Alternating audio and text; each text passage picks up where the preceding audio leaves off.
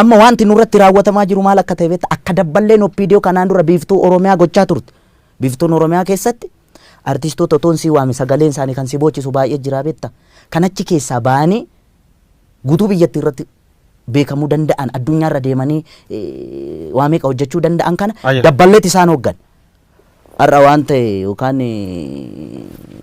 eebbi waan ta'e yoo jiraate achirratti waa'ee misoomaa irratti waa'ee yookaan maal irratti jechuun waan ati irratti sirbitu hawwisoo keessatti dabballeetu sii kalaqa malee akka artistitti sii miti.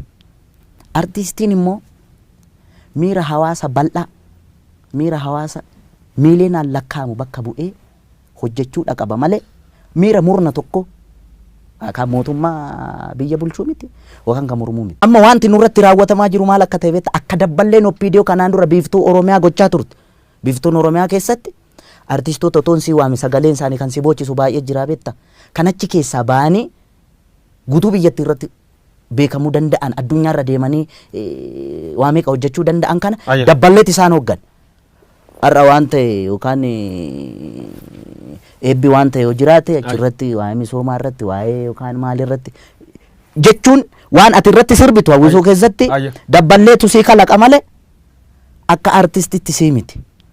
Artistiin immoo miira hawaasa bal'aa, miira hawaasa miiliyoonaan lakkaa'amu bakka bu'ee hojjechuudha qaba malee miira murna tokko kan mootummaa biyya bulchuu miti yookaan kan mormuu miti.